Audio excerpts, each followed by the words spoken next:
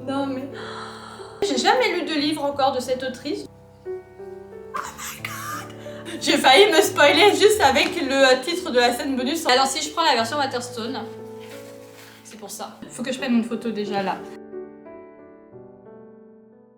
Hello tout le monde, je vous retrouve aujourd'hui pour la vidéo unboxing du mois d'avril. Nous sommes le 2 avril et j'ai déjà un colis à ouvrir avec vous. C'est ma box Fairy Loot et vraiment je suis trop contente parce que pour une fois c'est un livreur qui a appelé sur mon téléphone.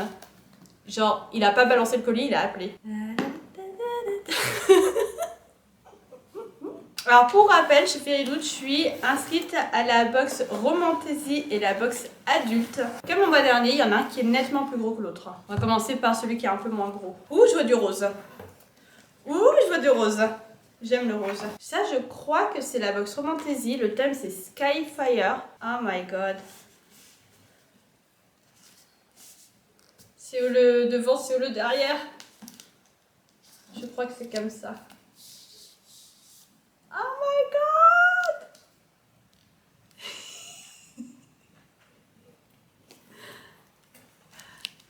Non mais...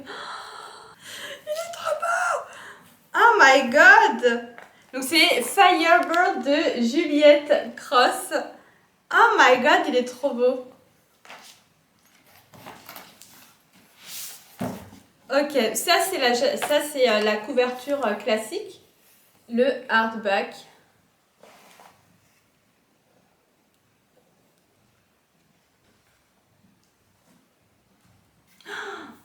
Dragon. Déjà, de toute façon, il y a des dragons. Ce livre, c'est sûr que ça va me plaire. Oh, waouh! Ah, genre, je crois que ça a été réellement signé par l'autrice. Parce qu'on voit en travers du papier. On voit en... Je sais pas si vous voyez. Et là, du coup, vous voyez, il y a un petit dragon ici. Trop beau. J'adore. Oh my god! Regardez-moi la tête du prologue. Je pense pas que ce soit la tête de chacun des chapitres. Ah si? Attendez. Ah si!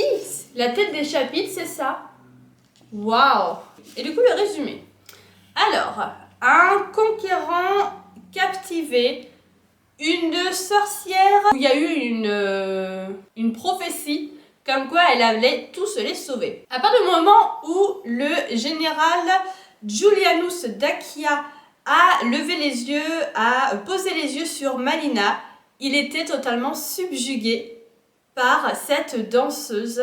Des années plus tard, cette beauté puissante est devant lui dans un champ de bataille. Ah, ok. Cette puissante beauté se trouve devant lui dans un champ de bataille. Sa vie est en danger. Instinctivement, il se transforme en dragon, en son dragon, donc c'est un dragon shifter, pour la sauver. Une action qui pourrait résulter avec sa tête, oh my god, sa tête sur une pique, en gros. Mais lui et son dragon savent une chose, elle, cette sorcière, leur appartient. C'est une sorcière? Non, on ne dit pas encore, cette danseuse. Malina ne peut pas croire que le centurion, c'est le général romain des légendes. Et surtout, elle ne peut pas croire que ce général romain, c'est le neveu de l'empereur. La puissance et la brutalité de ce guerrier ne peuvent pas être déniées. Mais Malina sait qu'il a aussi un toucher gentil et qu'il est très protecteur. Elle ne peut pas non plus dénier que son âme a toujours semblé répondre à ce général. Alors qu'il navigue dans un monde où des Death Riders, des chevaucheurs de mort volent, bon, à mon avis c'est des dragons, une forme de dragon, pour conquérir et brûler, leur amour pourrait éveiller une tempête de feu qui pourrait seulement se terminer soit dans la mort, soit dans un cœur brisé, ou alors dans les deux. Pow! Et ça se passe dans l'ancienne Rome, enfin le Rome antique, forcément réimaginé. Oh my god, trop bien, trop bien. Ça, c'est un truc d'âme sœur à tous les coups. On va passer maintenant au deuxième livre. Cette fois, je vois du violet. Le thème, c'est... Ah, Powerful Legacies. Je sais c'est quoi le livre. Je sais pas à quoi il ressemble, mais je me souviens c'est quoi le livre.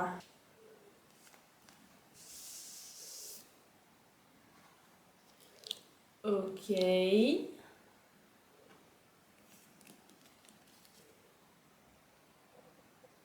Donc c'est Gifted Talented de Olivia Blake. Oh my god, c'est beau.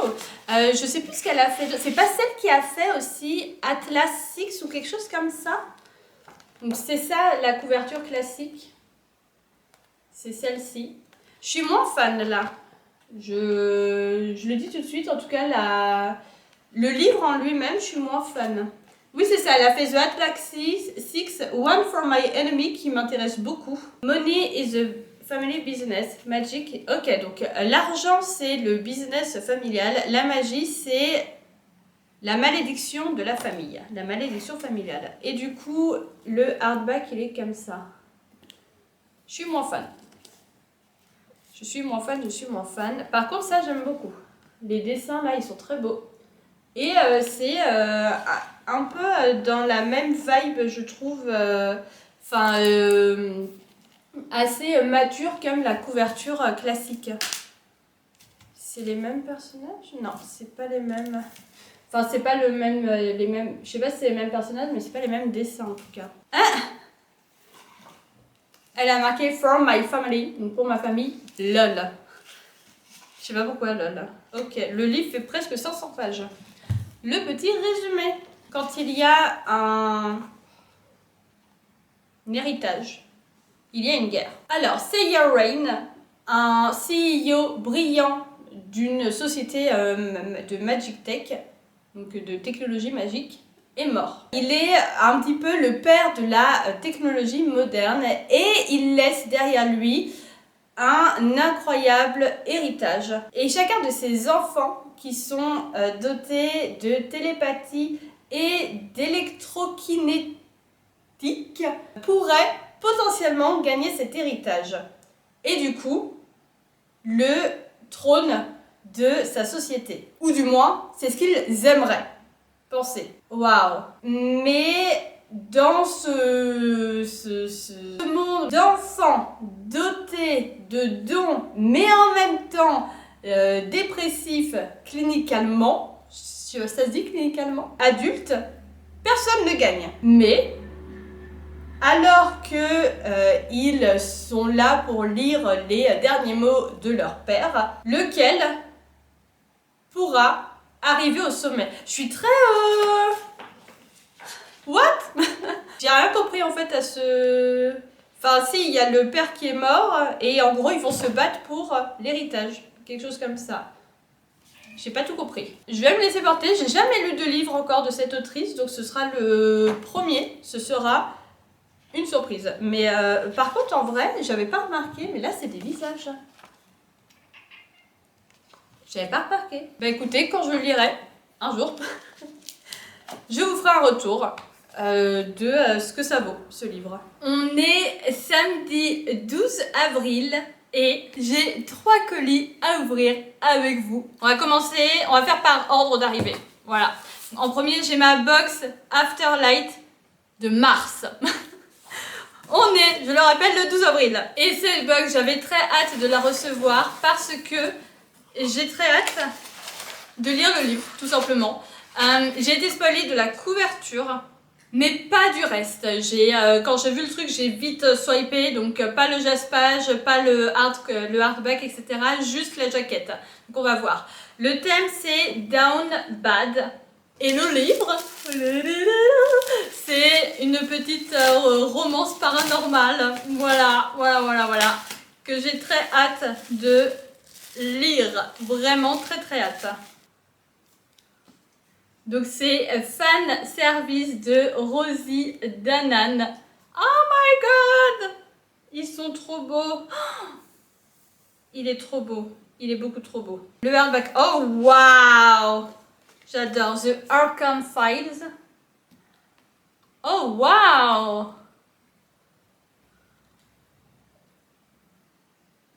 Là, c'est marqué, je ne sais pas si c'est la lumière, j'allais dire, si c'est la lune ou le destin ou encore l'univers qui m'a fait devenir un loup-garou, mais baby, tu as fait de moi un humain. Oh my god! Oh my god! Oh my god! Ok, j'aime beaucoup, j'aime trop. Il n'est pas un vrai loup-garou, il en a joué un à la télé. Le seul endroit dans cette petite ville où Alex Lawson, qui est un outcast à chaque fois, je cherche la définition. Un banni, c'est un forum qu'elle a créé pour les Arcane Files, un show télévisé avec un détective loup-garou. Son dévouement à archiver le lore des supernaturels fictifs a fait d'elle une personne très célèbre, en tout cas au niveau de ce forum. Même si en secret, elle ressent beaucoup de dédain pour la célébrité de ce show, Devin Ashwood. Ne rencontrez jamais vos héros. Parfois, il se prouve qu'ils sont les pires. Depuis que le show dans lequel il a joué s'est arrêté, Devin et sa carrière, ça spirale. Mais un jour, il se réveille nu dans les bois, en dehors de LA, avec aucun souvenir de la nuit qui vient de se dérouler. C'est peut-être une coïncidence que une fois par siècle, il y a la Wolf Blood Moon, donc la lune de sang, la lune des loups de sang, qui est dans la nuit, et c'est peut-être juste une coïncidence que c'était la nuit dernière. Peut-être. Les griffes, les dents et le le howling, tout ça, c'est peut-être un petit peu plus difficile à expliquer. Il est désespéré d'avoir des réponses. Et c'est là que Devin trouve Alex, qui est, selon lui, la plus proche experte qui puisse exister dans ce domaine. Si seulement il pouvait la convaincre qu'elle arrête de le détester assez longtemps pour qu'elle puisse l'aider. Une fois qu'il lui fait son offre, une offre qu'elle ne peut refuser, ces deux alliés baissent leur garde pour essayer de trouver la bête interne du gars, de Devin. Malheureusement, se rapprocher et devenir de plus en plus intime pourrait bien se retourner contre eux, pourrait bien les mordre. J'ai galéré avec le début de ce résumé, alors que je connaissais le truc, mais c'est juste que je veux traduire en mot à mot. Voilà. Le deuxième colis, pourquoi j'ai ça? C'est une précommande sur Waterstone. Quelle est cette chose? C'est ma facture? C'est ma facture, visiblement. Donc, mon deuxième colis, c'est une précommande Waterstone. J'espère qu'il n'est pas abîmé. La quatrième de couverture n'est pas abîmée. Et la première non plus! Yes! C'est Fearless de Lauren Roberts. Donc le deuxième, n'importe quoi, le dernier tome de la trilogie Powerless. Je ne vais pas vous faire le résumé de ce tome-là, évidemment. Oh my god! Je prends la version Waterstone parce que... Oh, déjà là, le rose, comme ça, là, c'est trop beau.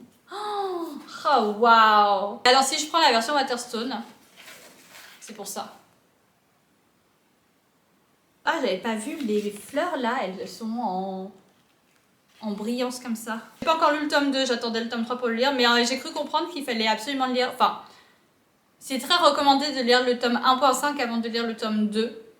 Moi, la première fois, j'avais cru comprendre que c'était vraiment pas obligatoire, c'est genre plus une sorte de fan service, ce genre de choses, tout ça. Non, finalement, il faut le lire. Donc, je vais voir, je vais me renseigner auprès des personnes qui ont vraiment lu les tomes 1, 2 et le tome 1.5 pour voir si c'est nécessaire ou pas, parce que j'aimerais bien finir la saga. En plus, c'est du rose. J'adore le rose. Et ce dernier colis, là, c'est une campagne de Ulule, sur Ulule, que j'avais faite. Pour une saga que je n'ai pas du tout lue, hein, mais c'est pas grave, j'ai craqué, j'ai pris. Oh my god, le mastodonte. Oh wow, il est énorme. Il est énorme, il est énorme, il est énorme. Oh wow. C'est la trilogie Les Princes Vampires de Lucille Chaponnet, dont j'ai participé à la campagne Ulule sans avoir lu aucun des 3 tomes, mais c'est pas grave, hein. Là, il y a marqué toute couronne a un prix. Du coup, je pense que c'est un truc où dans chaque tome, on va suivre un des princes vampires, une relation, et peut-être qu'il se bagarrouille un petit peu pour avoir le trône, quelque chose comme ça. J'ai eu un marque-page, donc les princes vampires, et ici sur le dos du marque-page, j'ai marqué au jeu de la vengeance, tout le monde est perdant. Deux petits stickers. Waouh! On est jeudi 17 avril et j'ai un colis à ouvrir avec vous. À la base, je voulais filmer hier parce que je devais recevoir 2 colis, 2 fois le même livre, j'avoue, mais pas dans la même édition. Sauf que l'une des 2 éditions c'était expédié par Amazon, et comme souvent quand je précommande des livres en anglais sur Amazon, des belles éditions, ça n'arrive pas. Ça arrive longtemps après, donc là je sais pas du tout quand est-ce que je vais devoir quand est-ce que je vais le recevoir, mais hier vraiment jusque 23h environ, c'était écrit oui ça va arriver aujourd'hui avant 22h. Bref, du coup là c'est l'édition de chez Fairyloot et je suis contente parce que je l'ai reçu du coup au même moment que ça sort en français. Waouh, waouh, waouh, waouh. Voilà, c'est tout blanc, vous voyez pas grand chose. Attendez. Du jaune, du doré même. Oh my god.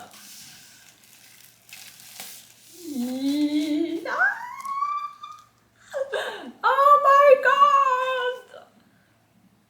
Donc, bien sûr, c'est un harem inversé. C'est Blood of Hercules de Jasmine Mass, qui a déjà écrit d'autres harems inversés. En tout cas, je sais qu'elle a écrit la saga Psycho Shifters, que je n'ai pas encore lu, mais que je sais que je lirai un jour parce qu'elle me fait extrêmement envie, cette saga. Et du coup, là, c'est un harem inversé avec une Madame Hercule.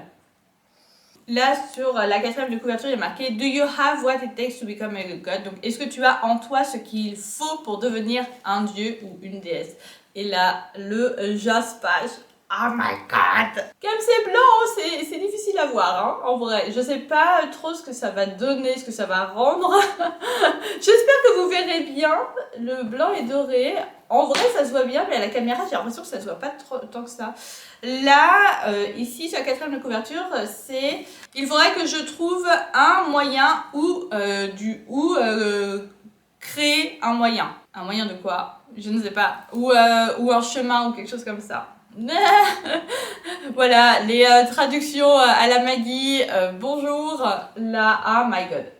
Oh, ils sont trop beaux. On a des petits trucs. Donc, on a les 12 maisons Sparte. Donc, les maisons olympiennes et les maisons chthoniques. Donc, la maison de Arès, de Hadès, de Artémis et de Aphrodite. Ok. Et du coup, là, on a après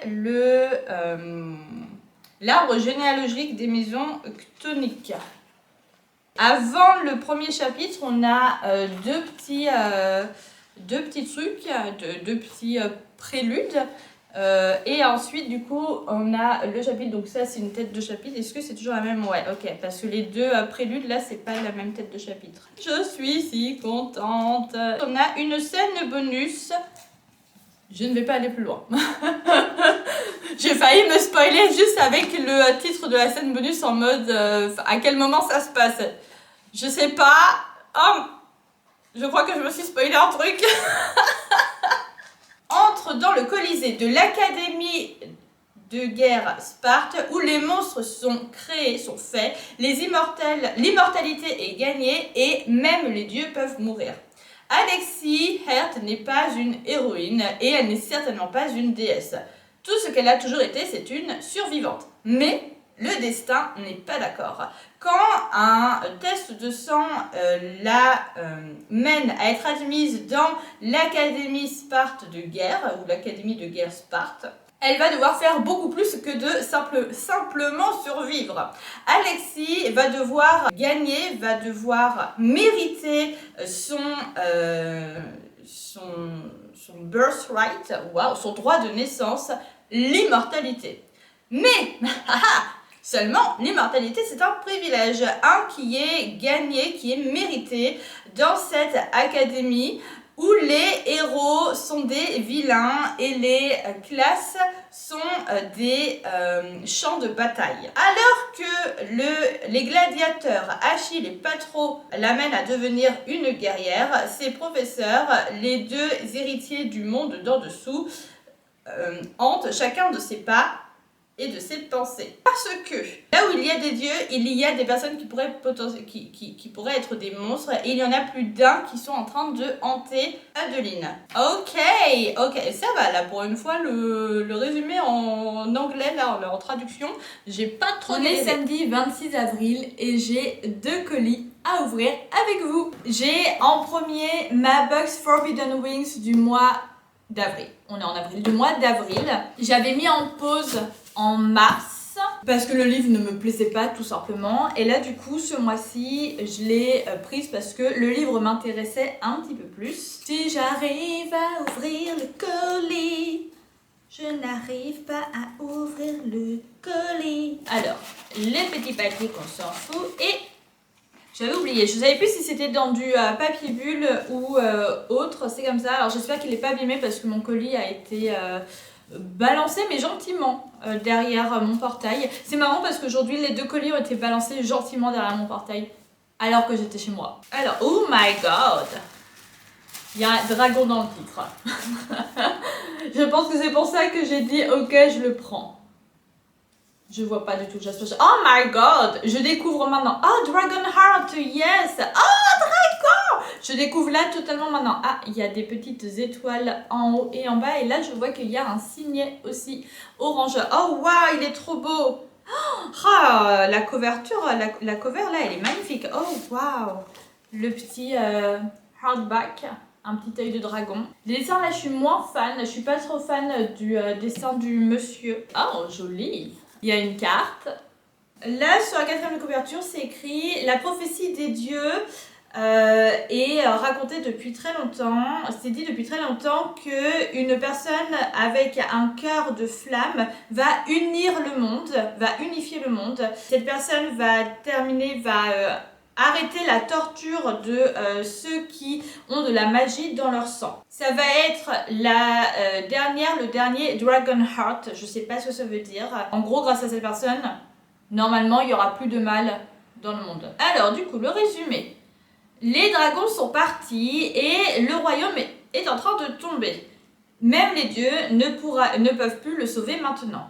Arla Reinhardt, qui est l'assassin personnel du roi d'Adaline, ne croit pas aux dieux, elle ne croit pas du tout aux différents dieux et à leurs dragons qui ont une fois servi le peuple. Pas après qu'ils l'ont abandonné alors qu'elle en avait le plus besoin. Mais quand des cargaisons commencent à disparaître et que le royaume commence à tomber un petit peu, ils pourraient être les seules personnes, c'est pas les personnes, mais les seuls êtres à pouvoir aider. Elle est obligée de travailler avec l'arrogant, mais en même temps magnifique, l'ambassadeur du royaume qui a tué ses parents. À elle. Arla, du coup, doit placer sa haine envers Arkstapen en dehors de tout ça, en dehors de son voyage à travers le royaume, de ses dîners avec des royautés et de ses combats dans des tavernes. Et elle doit faire une découverte alarmante qui pourrait totalement faire tomber, faire vibrer, faire trembler son cœur et la forcer à questionner tout ce qu'elle a toujours cru savoir et toutes les personnes qu'elle a toujours cru connaître. Ça me semble intéressant, ça me semble très intéressant. En gros, c'est un truc de enemies to lovers, de proximité forcée, j'imagine. Totalement mon truc. Par contre, alors j'aime beaucoup là, la cover, mais là derrière, je trouve que ça fait très cheap. Quand on a que les flammes comme ça, je trouve que ça fait très cheap. Voilà, c'est mon avis. On a du coup maintenant la box Fairy Loot. Donc comme d'habitude, alors elle, je la skip jamais. Parce que du coup, j'ai la Dual Box, si j'arrive à l'ouvrir. Donc la box adulte et la box Romantasy. On va commencer avec le premier livre. Alors, je vois déjà un petit peu du jaspage. C'est The Art of Deceit, qui est la box adulte. Ok, moi je vois juste là, la quatrième de couverture, je vois un cœur. Ok. Ok. Oh my god, il est magnifique. Donc c'est The Monster of Mine de Shalini Abesakra. Shalini Abeskara. Ok, le jaspage, une épée. Assez simple, mais en même temps, même si c'est simple, je le trouve très beau. Là ici, du coup, il y a marqué Wisdom and Wrath. Oh my god.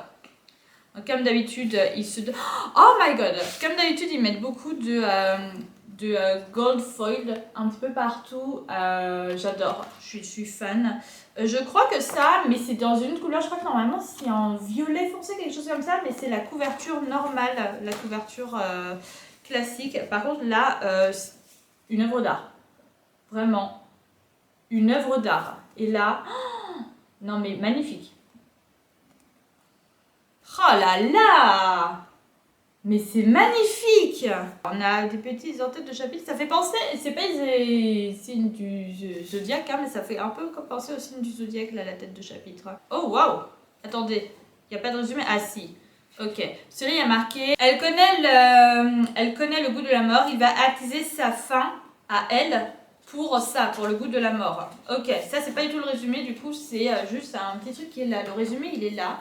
Donc, Sarai ne sait pas pourquoi quelqu'un a tenté de la tuer. Mais elle sait. Ce qu'elle sait, c'est que son casier a été fermé sans justice. Il n'y a pas eu de justice qui a été faite sur cette tentative d'assassinat.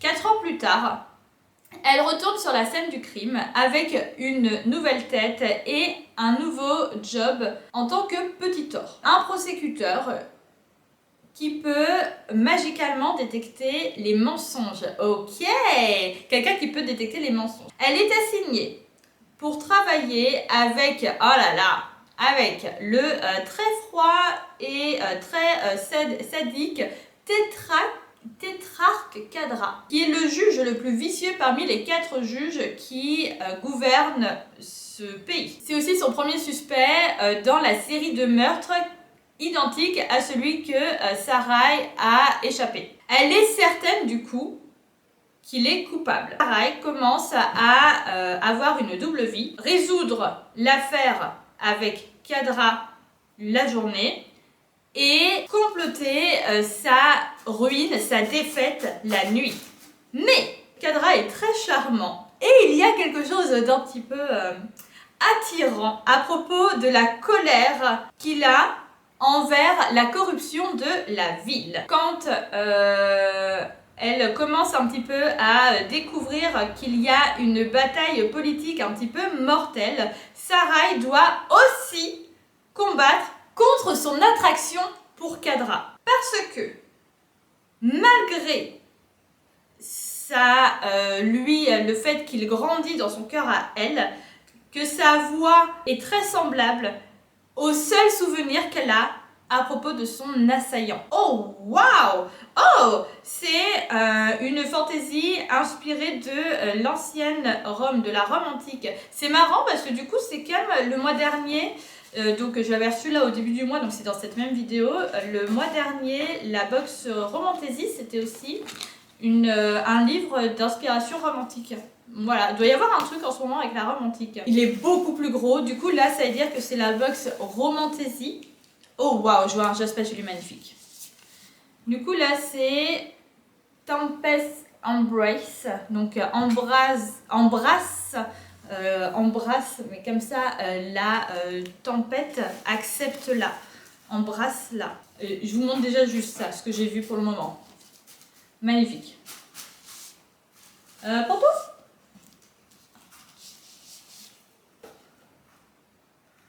Oh, wow. Oh, je crois qu'en fait la jaquette est mal mise. Elle a l'air d'être un peu grande. Ok, donc c'est The Wind Weaver de Jolie Johnson. Ouais, la jaquette, elle arrête pas de glisser. Le jaspage, il est magnifique. En dessous, c'est comme au-dessus. Ah ouais, c'est vrai, c'est celui-là. Il est sorti en France aussi. Oh waouh, il est magnifique. Il est magnifique, il est magnifique, il est magnifique. Et il est gros. Je pensais pas qu'il serait si gros. Je l'ai pas vu en magasin en français, mais j'ai vu quand même des photos et tout. Je pensais pas qu'il était aussi gros. Magnifique. Vraiment incroyable. Oh, est-ce que c'est un triangle amoureux? J'espère pas. On a là un petit truc comme ça. Il doit y avoir un truc en rapport avec les 4 éléments. L'air, le feu, la terre, l'eau. On a une carte. Oh, le prologue, ça a l'air, c'est une musique. C'est les paroles d'une musique. Une prophétie éveillée, une tempête qui s'est propagée, qui s'est lâchée, un amour qui pourrait tout briser, tout faire trembler. Dans une Anwivn, donc je pense que c'est le nom du pays, quelque chose comme ça, du royaume. La peur de la magie est partout, dans chaque coin du royaume, et des moitiés, donc je pense que c'est un truc genre ceux qui ont de la magie en eux, comme Raya Fleetwood, sont chassés et tués. Quand Raya est jugée à mort, son exécution est interrompue par un sauveur inattendu, le merveilleux commandant Sith. Il fait peur à la fois à ses propres hommes et à ses ennemis en tant que combattant sans merci dans les champs de bataille. Sith est de loin du coup l'homme le plus terrifiant. Dans la poigne de ce nouvel ennemi, Raya se retrouve à combattre pour sa vie. Elle est obligée à voyager dans le nord avec cette personne qui l'a capturée, quoi. Mais elle n'est pas une ordinaire halfling, donc personne n'a eu de la magie. Et elle a une marque de naissance au niveau de sa poitrine qui est étrange. Le vent qu'elle appelle de manière instinctive signifie qu'elle est une rémanente. Ok. L'une des 4 âmes destinée à restaurer la balance de la magie ou à mourir en essayant. Maîtriser le pouvoir qu'elle a en elle, c'est seulement le début de tout ce voyage. Un désir interdit pour le commandant commence à brûler en elle, pendant que la magie qui est en elle attend d'être relâchée. Et Raya va devoir choisir son cœur ou le royaume. Je sais que je vais adorer, je le sens, hein, je vais adorer. Mais il y a juste un truc. Tous les résumés, j'ai l'impression, ça finit toujours par la protagoniste va devoir choisir entre son cœur et machin truc bidule. Et ok, d'accord, le but d'une romantaisie, c'est que y ait un truc, y ait une intrigue de romance et une intrigue de fantaisie, etc. Mais pourquoi c'est toujours la protagoniste doit choisir entre son cœur et... C'est le seul truc. Voilà, à part ça, sinon, vraiment, là, les 3 livres, les 3 petits bébés, qui sont magnifiques d'ailleurs, vraiment, ils sont magnifiques. Les 3 petits bébés sont très intéressants. Et là, celui-là, il est vraiment magnifique. C'est vraiment waouh. Waouh, waouh, waouh, waouh, waouh. On est dimanche 27 avril. Il est 22h07. J'ai un colis que je n'attendais pas spécialement aujourd'hui qui est arrivé dans la journée. Donc quand j'ai filmé hier, je l'attendais pas du tout aujourd'hui. Mais je vais l'ouvrir maintenant parce qu'il a été balancé derrière mon portail comme je n'étais pas chez moi au moment où je l'ai reçu. Que c'est du Amazon, que c'est un hardback avec une jaquette. Et qu'en plus c'est une enveloppe cartonnée, mais genre pas un carton, c'est genre juste une enveloppe cartonnée. J'ai très peur de l'état de mon livre, genre vraiment. Ça a l'air d'aller. Ça a l'air, dans l'ensemble, d'aller. Un petit peu abîmé, mais dans l'ensemble, ça va. Donc, c'est l'édition Blood of Hercule, donc une édition limitée qui était disponible sur Amazon, très sûrement sur Waterstone aussi, etc. Donc, de Jasmine masse. Je vais pas vous refaire le résumé parce qu'en soi, il a été fait il y a quelques minutes seulement chez vous. Même si chez moi, ça fait quelques jours déjà.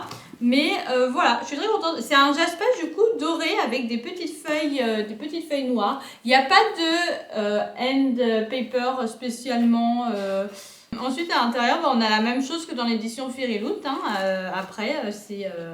il n'y a rien de truc en plus, c'est juste que là c'est la couverture classique en fait, et du coup il y a le petit jaspage comme ça. Et ici c'est écrit je ne suis qu'une fille, mais il s'avère qu'en fait je suis Hercule. On est mardi 29 avril et j'ai un colis, je pense le dernier du coup du mois, parce que je pense pas que le prochain arrivera demain mais plutôt à la fin de semaine. Bref, le dernier colis du mois à ouvrir avec vous. C'est bien hein, ce truc, mais une fois sur deux ça se coince.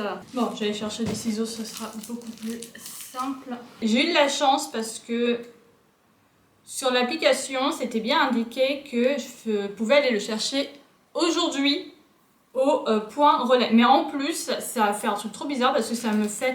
Oui, c'est en cours de livraison, alors qu'il avait déjà tenté 2 fois d'être livré. Les 2 fois, j'étais chez moi, au moment où il aurait dû être livré. Mais bon, j'ai eu sur l'application le truc comme quoi je pouvais aller le chercher aujourd'hui à la poste. Et je prends l'avis de passage. Et sur l'avis de passage, j'avais pas fait gaffe à la date, mais en fait, c'était marqué comme quoi il était passé aujourd'hui. Sauf que je sais très bien qu'il n'était pas passé aujourd'hui. Je le sais. Parce qu'il était déjà passé 2 fois. Du coup, je vais à la poste. Et là, la factrice, elle me fait... je sais pas si on l'aura parce qu'il est passé aujourd'hui. Le 29, c'est aujourd'hui. Et oui, c'est vrai que sur l'avis de passage, j'avais pas eu fait gaffe à la date, mais c'était écrit 29. Et là, je commence à me dire, putain, je les connais, la poste, ils me font le coup à chaque fois. Oh, cool, un carton dans un carton. Je me dis, putain, à tous les coups, je me suis encore fait avoir par la poste. Ils me font le coup à chaque fois. J'ai tout le temps une galère quand je vais aller chercher mon colis chez eux. Du coup, elle me fait, bon, je vais regarder quand même. On n'a pas beaucoup de colis. Peut-être que je vais le trouver. Elle me demande d'où il vient. Du coup, je lui dis. Elle va chercher. Et oh, il y était. Et j'ai même eu le temps de rentrer avant de repartir pour aller à mon cours de théâtre. Ce qui m'arrange puisque j'avais oublié mon texte de théâtre. Oh my god! Oh my god, ils sont si beaux! La la la la! Oh là, je vais tellement pouvoir me faire une relecture de cette saga. Faut que je prenne une photo déjà là. Par contre, c'est nul parce qu'ils sont pas dans le même sens là. Regardez. Là, il y a Sarah Gimas et le titre, et là, Sarah Gimas et le titre ici. Je vais faire genre. On va faire genre pour la photo. Juste pour la photo. Vous savez, hein. Il n'y a que ceux qui regardent la vidéo qui sauront. Ok, c'est bon, c'est bon. Retour. Back to business. Ok, du coup,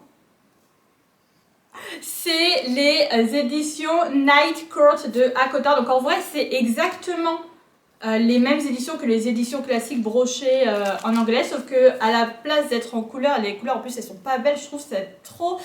J'aime pas. Ben, c'est en noir, comme ça. C'est juste dommage, pendant un moment je pensais que les pages étaient noires et pas du tout, mais en vrai c'est pas très grave. Hein.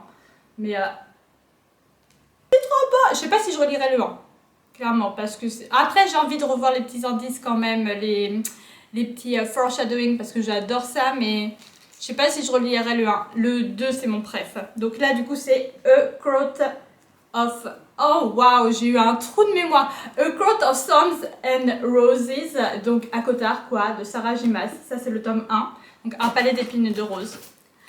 Le petit tome 2, c'est pas... Attendez, il y a un problème là. Ils sont pas du tout dans l'ordre. Pourquoi le tome 3.5 et avant le tome 3? Du coup j'ai un doute, ça c'est bien le tome 2 hein. Ah, j'avais pas vu, attendez. Ah, c'est beau, il y a les petites étoiles là. Voilà. J'avais pas vu, c'est trop beau. Ah ouais, ok, ils sont pas... En fait, ils étaient pas du tout rangés dans l'ordre. Celui-là, c'est le tome 2. Celui-là, c'est le tome 2. A Court of Mist and Fury. Oui, je me disais bien que Akomaf, c'était le deuxième. Donc, A Court of Mist and Fury. On enlève quand même les étiquettes, c'est mieux. Est-ce que j'ai vraiment besoin de vous faire le résumé de Hakotar? Non, ah bah non, mais par contre, t'es con pantoufle, elle mange les... Non, mais elle mange l'étiquette, mais ça va pas bien dans sa tête. Du coup, le tome 3, A Court of Wing and Rain. Donc là, toujours des petites étoiles ici. Il est trop beau, ils sont trop beaux, ils sont trop beaux, ils sont trop beaux. Ensuite, on a le petit tome 3.5, donc A Court of Frost and Starlight. Donc le tome 3.5 qui permet de faire un petit peu la transition entre le point de vue à la première personne des 3 premiers tomes et le point de vue à la 3e personne des tomes suivants, puisqu'au début, en fait, on est dans la tête de l'un des personnages, on est dans l'histoire de Farah, et après, on change de personnage. Donc là, à partir de celui-là, on change, et du coup, on attend toujours que le prochain tome, et je crois le dernier, mais ça je suis pas sûre, soit annoncé. Du coup là c'est A Court of Silver Flames, c'est... alors je sais pas si c'est celui que j'aime le moins, parce que clairement, voilà, mais c'est sûr que c'est pas mon préféré, parce que je n'aime pas du tout la protagoniste de cette histoire. Il y en a beaucoup qui ne l'aimaient pas au début, et leur avis a changé avec ce tome, et c'est pas mon cas. Oh my god, ils sont trop beaux! Pour un petit rappel, si jamais vous ne savez pas, donc Acotar, un palais d'épines et de roses en français, c'est le tome 1, une réécriture de La Belle et la Bête avec des faées. C'est une romantaisie, c'est l'histoire de Farah, Fer en français, F-E-Y-R-E, qui vit avec ses 2 sœurs et son père. Ils sont pauvres, ils vivent dans le monde des humains, mais à la limite avec le monde des faées, donc ils savent que ça existe, voilà, ils savent qu'il ne faut pas trop faire confiance aux faées. Et un jour, Fer, donc c'est la plus jeune des 3 sœurs, c'est elle qui s'occupe un petit peu de nourrir toute la maison, qui va à la chasse, etc. Et un jour, à la chasse, elle tue un loup. Sauf qu'en fait, c'était pas un loup, c'était un faé. Et du coup, elle va être cherchée. Le prince faé de la cour de l'automne va venir la chercher pour la kidnapper en rétribution un petit peu par rapport à ça, au fait qu'elle a tué son ami. Et là, du coup, elle va découvrir le monde merveilleux des faées, du coup, de la cour du printemps. Elle va aussi du coup voir que le monde des faées n'est peut-être pas aussi beau que ça, qu'il y a des petites tensions, des petites guerres, des petites intrigues politiques, et que les personnages de la cour du printemps sont actuellement un petit peu maudit en quelque sorte. Donc Tamlin, je ne sais pas comment on le prononce, lui et tous ceux de la cour du printemps, en tout cas les nobles c'est sûr, ils ont tous un masque sur eux qui est collé à eux, et du coup elle va se rapprocher de plus en plus de tout ça et découvrir de plus en plus ces intrigues politiques.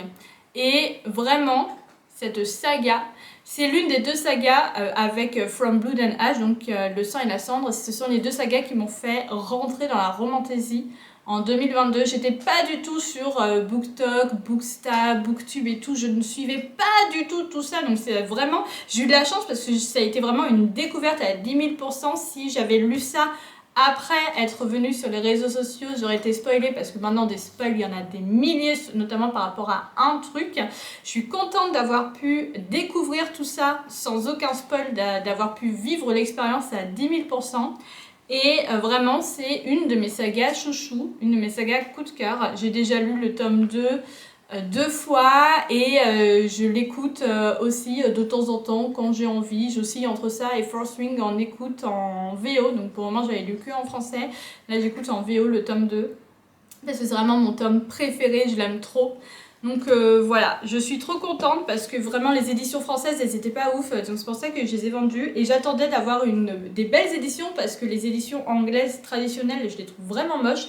Donc j'attendais qu'il y ait des belles éditions en vente pour les racheter, et là du coup c'est le même prix que les éditions classiques en anglais, donc c'est-à-dire entre 10 et 12 euros le livre. Alors du coup là il faut compter les frais de port en plus, mais quand même entre 10 et 12 euros le livre. Donc j'en ai eu pour 70 ou 80 euros là pour les 5 livres. Franchement ça va quand on voit les prix en français des livres, sachant qu'il faut compter les 15 balles de frais de port. C'est plutôt correct. Et du coup ce sont des belles éditions, donc c'est les éditions classiques hein, vraiment, et les éditions classiques, donc c'est vraiment comme ça normalement, sauf que du coup c'est en noir et c'est pas dans leur couleur hyper criarde avec du rose hyper flash ou du orange hyper flash, etc. Je trouve ça beaucoup plus sympa quand c'est sobre comme ça. Et voilà, du coup, ces 5 petits livres sonnent la fin de cet unboxing du mois d'avril. Il a été beaucoup plus conséquent que les premiers unboxings de l'année 2025 parce que là, il y a eu beaucoup de précommandes qui sont arrivées et en plus de ça, Fairy Loot, ils avaient eu du retard. Enfin, toutes les box en fait avaient eu du retard au mois de mars, sauf que là, pour le mois d'avril, elles ont été en temps. Donc forcément, ça fait que il y a eu beaucoup de colis. Mais j'adore parce que ça fait du bien certains mois avoir peu de colis parce qu'en vrai là ma bibliothèque je sais pas du tout comment je vais faire pour tout ranger, pour être honnête je ne sais pas du tout, j'ai même pas encore fini de ranger les livres du mois de mars donc aïe à l'aide, et de février aussi je crois que je ne sais pas rangé, donc vraiment big help. Je sais pas du tout comment je vais faire, ça fait du bien des mois avec peu de colis, peu de nouveaux livres, mais en même temps ça fait du bien aussi les mois où il y en a beaucoup. J'adore ça, j'ai l'impression que c'est Noël tous les jours. J'espère que cette vidéo vous aura plu, que vous aurez apprécié découvrir avec moi les beautés vraiment de tous les livres là que je reçois, que j'achète. Donc j'espère que ça vous aura plu. En attendant, je vous fais des gros bisous et je vous dis surtout bonne lecture.